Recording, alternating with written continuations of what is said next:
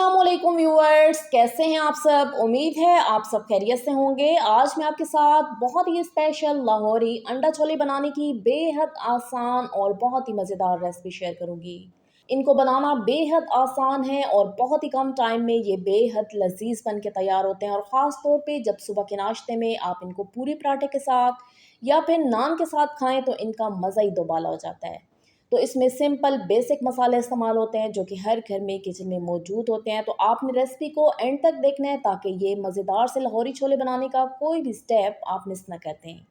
और यहाँ पे रेसिपी स्टार्ट करने से पहले आपसे मेरी गुजारिश है कि अगर आपको मेरी ये लाहौरी अंडा छोले की रेसिपी अच्छी लगे तो वीडियो को लाइक और चैनल को सब्सक्राइब करना मत भूलिएगा। आपकी सपोर्ट मेरे लिए बेहद कीमती है। तो चलिए बनाना स्टार्ट करते हैं ये बेहद मज़ेदार लाहौरी अंडा छोले। लाहौरी अंडा छोले बनाने के लिए अब सबसे पहला काम चनों को भिगोना और इनको बॉईल करना है। तो यहाँ पे मेरे पास 250 ग्राम चने थे और इनको मैंने रात भर के लिए भिगो के रख दिया था ताकि ये अच्छे तरीके से सॉफ्ट भी हो जाएं और अच्छे से फूल भी जाएं, क्योंकि इससे फिर चने के गलने में आसानी हो जाती है। तो अब सबसे पहले मैं चनों को अच्छे तरीके से वॉश कर लेती हूँ और आप देखें व्यूवर्स के चने अब अच्छे तरीके से फूल भी चुके हैं। तो सबसे पहले मैं इनको वॉश करती हूँ और वॉश करने के बाद हम इनको बॉईल कर लेते हैं। चनों को बॉईल करने के लिए अब सबसे पहले यहाँ पे मैंने प्रेशर कुकर लिया है और प्रेशर कुकर में मैं धुले हुए चने शामिल कर देती हूँ। चने शामिल करने के बाद मैं इसमें 1 टीस्पून नमक का भी शामिल कर देती हूँ। तो इससे माशाल्लाह से चने अंदर तक नमकीन हो जाएंगे और उनका टेस्ट बहुत ही अच्छा हो जाएगा। और इसके साथ ही मैं इसमें पानी भी शामिल कर देती हूँ। तो यहाँ पे आपने पानी का इस्तेमाल खुला ही करना है ताकि चने अच्छी तरीके से बॉयल हो जाएं। तो मैं इसमें 3 से 4 गिलास के करीब पानी शामिल कर देती हूँ। पानी शामिल करने के बाद अब मैंने प्रेशर कुकर को चूल्हे पे रख दिया और मैं इसके ऊपर अच्छे तरीके से ढक्कन भी लगा देती हूँ। और ढक्कन लगाने के बाद मैं इसके ऊपर वेट भी लगा देती हूँ। अब यहाँ पे आपने फ्लेम को मीडियम टू हाई रखना है और 5 मिनट के लिए आपने इसे वेट लगाना है, जिससे चने अच्छी तरीके से बॉयल हो जाएंगे। क्योंकि ये चने रात भर के भीगे हुए हैं तो बहुत ज़्यादा देर के लिए आपने इन्हें वेट नहीं लगाना है। बस 5 मिनट के लिए ही आपने इनको वेट लगाना है, तो जिससे चने अच्छी तरीके से बॉयल हो जाएंगे। अब 5 मिनट के बाद हम चनों को चेक कर लेंगे।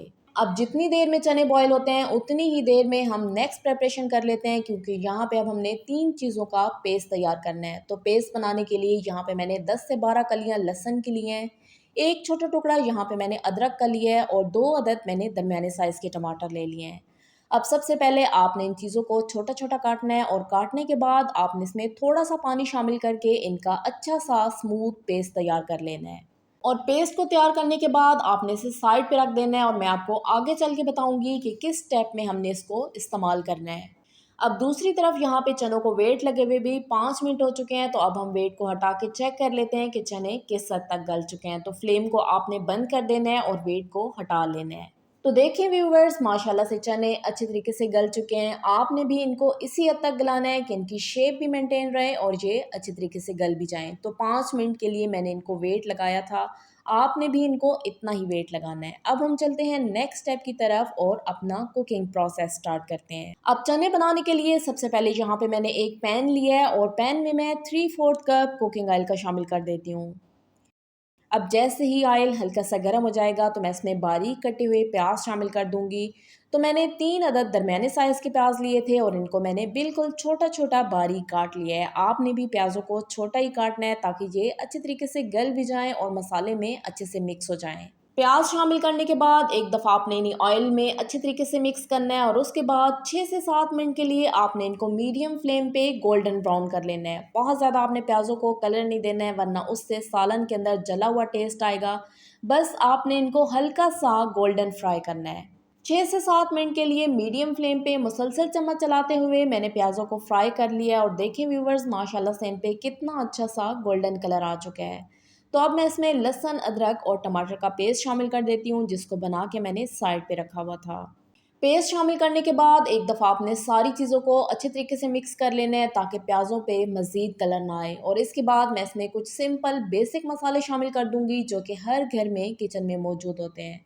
तो मसालों में सबसे पहले यहाँ पे मैंने हाफ़ टी स्पून नमक का लिया है। नमक का इस्तेमाल आपने ज़्यादा नहीं करना है, क्योंकि जिस वक्त हमने चने बॉयल किए थे उस वक्त भी हमने चनों में नमक शामिल किया था। इसके बाद यहाँ पे मैंने 1 टीस्पून लाल मिर्च पाउडर लिया है और हाफ़ टी स्पून यहाँ पे मैंने हल्दी पाउडर का ले लिया है। तो ये सारी चीज़ें मैं इसमें शामिल कर देती हूँ। अब मसाले शामिल करने के बाद दोबारा से एक दफ़ा आपने सारी चीज़ों को अच्छे तरीके से मिक्स करना है और इसके बाद 6 से 7 मिनट के लिए आपने इस मसाले को अच्छे तरीके से पकाना है ताकि इसमें से पानी मुकम्मल तौर पे ड्राई हो जाए, क्योंकि इसमें हमने टमाटर का पेस्ट शामिल किया था जिसको हमने पानी डाल के बनाया था।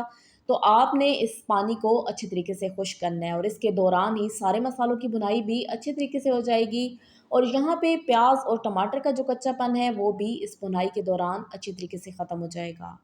अब पानी को ड्राई करने के दौरान यहाँ पे काफ़ी ज़्यादा बबल्स बनेंगे और इससे आपका हाथ वगैरह भी जल सकता है और आपका सारा किचन भी ख़राब हो सकता है। तो यहाँ पे अब आपने पैन को कवर कर देना है और कवर करके आपने से 5 से 6 मिनट के लिए मीडियम टू हाई फ्लेम पे छोड़ देना है ताकि पानी मुकम्मल तौर पे ड्राई हो जाए।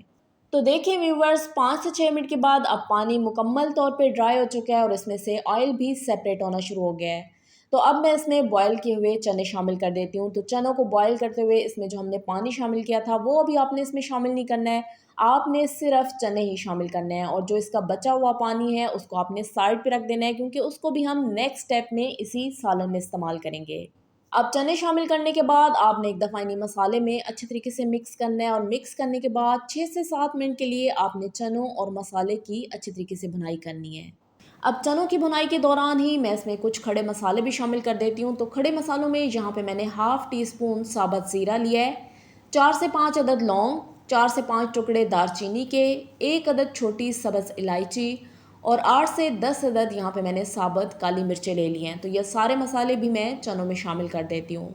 तो इन मसालों की वजह से भी माशाल्लाह से चनों के अंदर बहुत ही अच्छा सा टेस्ट और फ्लेवर आ जाता है। चनों की बुनाई के दौरान अगर आप महसूस करें कि मसाला मुकम्मल तौर पे ड्राई हो चुका है और इससे चने नीचे भी लग सकते हैं, तो आप इसमें थोड़ा थोड़ा करके पानी शामिल कर दें। तो यहाँ पे मैं इसमें वही वाला पानी शामिल करूँगी जो कि मैंने चनों को बॉयल करने के लिए इस्तेमाल किया था।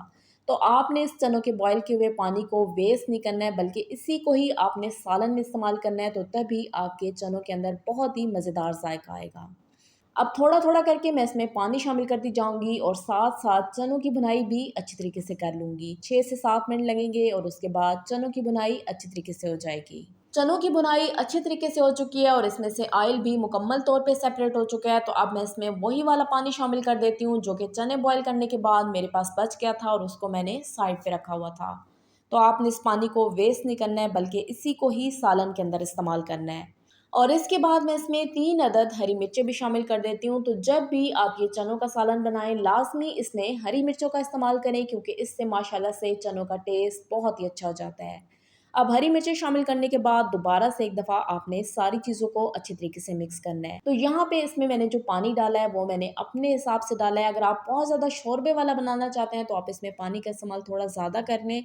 लेकिन अगर आप कम मसालेदार इसको और कम शोरबे वाला बनाना चाहते हैं तो फिर आप इसमें पानी का इस्तेमाल थोड़ा कम कर लें। अब सारी चीज़ों को मिक्स करने के बाद आपने पैन को कवर कर देना है और कवर करके आपने से 25 से 30 मिनट के लिए लो फ्लेम पे पकाना है, क्योंकि यहाँ पे जब चने लो फ्लेम पे पकेंगे और इसके साथ-साथ इसमें हरी मिर्चों का भी फ्लेवर शामिल होगा तो माशाल्लाह से चनों का टेस्ट बहुत ही अच्छा हो जाएगा। 30 मिनट हो चुके हैं चनों को लो फ्लेम पे पकते हुए और अभी मैं आपको इनकी कंसिस्टेंसी भी चेक करवाती हूँ कि मैंने इनको किस हद तक गाढ़ा रखा है। तो यहाँ पे आप इनको कम गाढ़ा या ज़्यादा गाढ़ा अपनी चॉइस के मुताबिक रख सकते हैं। तो मेरे हिसाब से ये ग्रेवी बिल्कुल परफेक्ट है। अब मैं इसमें उबले हुए अंडे शामिल कर देती हूँ। तो यहाँ पे मैंने इसमें अंडे अपनी रिक्वायरमेंट के हिसाब से ऐड किए हैं। आप अपने फैमिली मेम्बर्स को मद्देनज़र रखें और उसी हिसाब से आप इसमें अंडे शामिल कर दें। अंडे शामिल करने के बाद मैं इसमें हाफ़ टी स्पून कसूरी मेथी और हाफ़ टी स्पून मैं इसमें गरम मसाला पाउडर शामिल कर देती हूँ। और इसके बाद एक दफ़ा आपने सारी चीज़ों को अच्छी तरीके से मिक्स करना है और मिक्स करने के बाद आपने इसे 2 से 3 मिनट के लिए दम पे छोड़ देना है। तो इससे सारे चनों के अंदर माशाल्लाह से कसूरी मेथी और गरम मसाले का बहुत ही अच्छा टेस्ट आ जाएगा और इसके साथ-साथ अंडों के अंदर भी चनों का बहुत ही अच्छा सा टेस्ट आ जाएगा। 2 से 3 मिनट दम पे रखने के बाद माशाल्लाह से ये हमारे बहुत ही मज़ेदार लाहौरी अंडे छोले बन के तैयार हो चुके हैं। अभी मैं आपको इनकी कंसिस्टेंसी भी चेक करवाती हूँ और इसके साथ-साथ आपको चेक भी करवाती हूँ कि माशाल्लाह से ये कितने स्मूथ और बहुत ही मज़ेदार बन के तैयार हुए हैं। आप इनको अपनी चॉइस के मुताबिक ज़्यादा गाढ़ा भी रख सकते हैं, लेकिन क्योंकि हमने इनको नाश्ते में पराठों के साथ या फिर चनों के साथ सर्व करना है, तो उसके लिए ऐसे ही शोरबे वाले अंडे चने अच्छे लगते हैं। तो माशाल्लाह से ये बेहद मज़ेदार बन के तैयार हुए हैं। अभी हम इनको डिश आउट कर लेते हैं और इसके बाद मैं आपको इनकी फ़ाइनल लुक चेक करवाती हूँ। لاہوری انڈا چھولے تو تقریباً آپ سبھی نے کھائے ہوں گے اور یقیناً اپنے گھر پہ بہت دفعہ بنائے بھی ہوں گے. تو نیکسٹ ٹائم آپ نے جب بھی انڈے چھولے بنانے ہیں آپ نے میری ریسپی کو گھر پہ ضرور ٹرائی کرنا ہے، کیونکہ ماشاءاللہ سے بہت ہی کم ٹائم میں یہ بے حد مزیدار بن کے تیار ہوتے ہیں اور اس میں سمپل بیسک مسالے جاتے ہیں، آپ کو اس میں کوئی بھی ایکسٹرا مسالہ ایڈ کرنے کی ضرورت نہیں ہے. تو سب سے پہلے میں نے چنوں کو بول میں شامل کر دیا ہے. اب میں اس کے اوپر انڈے بھی شامل کر دیتی ہوں. آپ چاہیں تو انڈوں کو درمیان سے کاٹ کے 2 حصوں میں ڈیوائیڈ کریں اور اس کے بعد آپ ان کو شامل کر دیں، یا پھر آپ ان کو ایسے ہی ثابت شامل کر دیں. اور اس کے بعد ان کی لک کو انہانس کرنے کے لیے آپ اس کے اوپر تھوڑی سی باریک پسی ہوئی کالی مرچیں بھی شامل کر دیں اور اس کے بعد آپ ان کو سرو کریں تو یقیناً یہ سب کو بے حد پسند آئیں گے. تو دیکھیں ویورز، یہ ہے ہماری لاہوری انڈا چھولوں کی فائنل لک. ماشاءاللہ سے یہ بے حد مزیدار بن کے تیار ہوئے ہیں. تو آپ نے بھی اس ریسپی کو گھر پہ ضرور ٹرائی کرنا ہے اور فیڈ بیک میں مجھے لازمی بتانا ہے کہ آپ کو میری یہ لاہوری انڈا چھولے کی ریسپی کیسی لگی. اگر آپ کو میری یہ انڈا چھولے کی ریسپی اچھی لگی ہو تو ویڈیو کو لائک اور چینل کو سبسکرائب کرنا مت بھولیے گا. آپ کی سپورٹ میرے لیے بے حد قیمتی ہے. دعاؤں میں یاد رکھیے گا. ملتے ہیں ایک نئی ریسپی کے ساتھ، تب تک کے لیے شکریہ. اللہ حافظ.